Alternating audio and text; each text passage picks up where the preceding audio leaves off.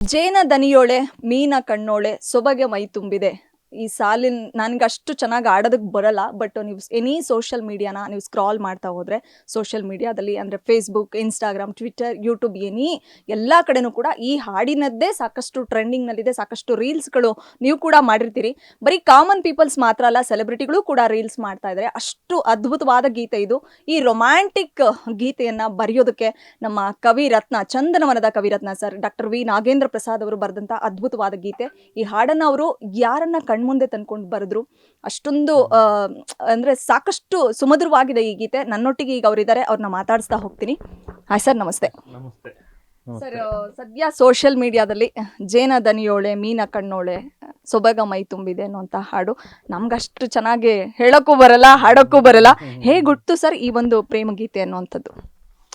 ಸಹಜವಾಗಿ ಎಲ್ಲ ಸಿನಿಮಾಗಳ ಗೀತೆಗಳು ಬರೆಯುವಾಗ ಅದಕ್ಕೊಂದು ಮನಸ್ಸಿನಲ್ಲೇ ಒಂದು ಸಿದ್ಧತೆ ಇರುತ್ತೆ. ಇದು ಅಷ್ಟೇ. ನೀವು ಆಗಲೇ ಮಾತಾಡ್ತಾ ಹೇಳ್ತಿದ್ರಿ, ಅದಕ್ಕೆ ಈಗಲೇ ಉತ್ತರ ಹೇಳ್ಬಿಡ್ತೀನಿ. ನೀವು ಪ್ರಶ್ನೆ ಕೇಳೋಕ್ಕೆ ಮುಂಚೆ ನನ್ನ ಹೆಂಡ್ತಿನೇ ಜೇನ ದನಿಯೋಳು ಮೀನ ಕಣ್ಣೋಳು ಎಲ್ಲವೂ. ಸೊ ನನ್ನ ಹೆಂಡ್ತಿ ನೆನೆಸ್ಕೊಂಡು ಬರೆದಿದ್ದೇನೆ ಅದು. ಆಮೇಲೆ ಹಾಡು ಇಷ್ಟು ದೊಡ್ಡ ಯಶಸ್ಸಾಗುತ್ತೆ ಅಂತ ಗೊತ್ತಿತ್ತು. ಯಾಕೆಂದರೆ ಹಾಡು ಬರೆಯುವಾಗ ಒಂದು ಅನಿಸುತ್ತೆ, ಈ ಹಾಡು ಜನಕ್ಕೆ ಇಷ್ಟ ಆಗುತ್ತೆ, ಇದು ಹಿಟ್ಟಾಗುತ್ತೆ, ಒಂದು ಇಂಟ್ಯೂಷನ್ ಅಂತೀವಲ್ಲ, ಮನಸ್ಸೊಳಗೆ ಒಂದು ಬರುತ್ತೆ. ಆದರೆ ಇಷ್ಟು ದೊಡ್ಡ ಯಶಸ್ಸು 10 ದಿವಸದಲ್ಲಿ 10 ಮಿಲಿಯನ್ ಅಂದರೆ ಈ ಸ್ಪೀಡು. ಮತ್ತು ನೀವು ಹೇಳಿದಾಗೆ ಸೋಷಿಯಲ್ ಮೀಡಿಯಾಗಳಲ್ಲಿ ಏನು ಅಬ್ಬರವಾಗಿ ಇದೆ ಹಾಡು ಅಂದರೆ, ಪ್ರತಿಯೊಬ್ಬರು ನನ್ನ ಇನ್ಸ್ಟಾಗ್ರಾಮ್ ಓಪನ್ ಮಾಡಿದ್ರೆ ನನ್ನ ಮೆಸೇಜಸಲ್ಲಿ ನೋಡಿ, ಆಗಲೇ ಕೇಳಿಸ್ತಾ ಇದೆಯಾ, ಕನೆಕ್ಟ್ ಮಾಡಿದ್ದೀನಿ. ಸೊ ಬರ್ತಾನೆ ಇರುತ್ತೆ. ಒಂದು 2 ನಿಮಿಷಕ್ಕೆ ಒಂದಾದರೂ ಒಂದು ಮೆಸೇಜ್ ಬರ್ತಾ ಇರುತ್ತೆ. ಯಾರೋ ಅವರು ರೀಲ್ಸ್ ಮಾಡಿರೋದು ನನಗೆ ಹೇಳ್ತಾಯಿದ್ರು, 85,000 ರೀಲ್ಸ್ ಮಾಡಿದ್ದಾರೆ. ಇಷ್ಟೇ ಒಂದು 7-8 ದಿವಸದಲ್ಲಿ 85,000 ರೀಲ್ಸ್ ಯೂಟ್ಯೂಬರ್ ಇದು ಇನ್ಸ್ಟಾದಲ್ಲಿ ಆಗೋದು ಇದೆಯಲ್ಲ, this is first time in Kannada ಅಂತ. ಸೊ ಅದೇನೋ ಇಟ್ ಹ್ಯಾಪನ್ಸ್ ಅಂತ, ಒಂದು ಗೆಲುವು ಅದು ಆಗ್ಬಿಡುತ್ತೆ ಅಂತ ಆಗಿದೆ.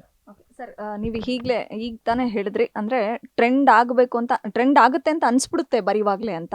ಬಟ್ ನೀವು ಮುಟ್ಟಿದ್ದೆಲ್ಲ ಚಿನ್ನ ಅನ್ನುವಂಥದ್ದನ್ನು ಇಳೆಯರಾಜ್ ಸರ್ ಇಂದ ಹಿಡಿದು ಚಂದನ್ ಶೆಟ್ಟಿವರೆಗೂ ಸಾಕಷ್ಟು ಜನ ಸಂಗೀತಗಾರರು, ದಿಗ್ಗಜರೆಲ್ಲರೂ ಕೊಂಡಾಡಿದ್ದಾರೆ. ಸೊ ಇದು ಹಿಟ್ ಆಗುತ್ತೆ ಅನ್ನೋದಕ್ಕೆ ನೀವು ಪ್ರಿಡಿಕ್ಟ್ ಮಾಡ್ತೀರಾ, ಹೌದು. ಬಟ್ ನೀವು ಮಾಡಿದ್ದೆಲ್ಲ ಸಾಂಗುಗಳು ಬ್ಲಾಕ್ ಬಸ್ಟರ್ ಹಿಟ್ ಆಗುತ್ತಲ್ಲ ಸರ್, ಅದು ಹೇಗೆ ಅನ್ನುವಂಥದ್ದು? ಇಲ್ಲ, ಎಲ್ಲ ಸಾಂಗ್ಗಳು ಆಗುತ್ತೆ ಅಂತಲ್ಲ, ಬಹುತೇಕ ಆಗುತ್ತೆ. ಏಕೆಂದರೆ ಬರೆಯುವಾಗ 2-3 ವಿಷಯ ಇರುತ್ತೆ. ಒಂದು ಸಂಗೀತ ಭಾಳ ಮುಖ್ಯವಾಗಿ, ಏನು ಅದು ಕಂಪೋಸಿಷನ್ ಏನಿದೆ ಅನ್ನೋದು. ಆಮೇಲೆ ಡೈರೆಕ್ಟರ್ಸು ಯಾವ ಥರದ ಸಿಚುವೇಶನ್ ಕೊಡ್ತಾರೆ ಅನ್ನೋದೊಂದು. ಅದಾದಮೇಲೆ ನಾವು ಬರೆಯುವಾಗ ಇದು ತುಂಬ ಅದಕ್ಕೊಂದು ಪ್ರೋಸೆಸ್ ಇದೆ. ಒಂದು ಹಾಡು ಸುಮ್ಮನೆ ಹಾಗೇನೋ ಬರೆದ್ಬಿಟ್ಟು ಆಗೋದಿಲ್ಲ.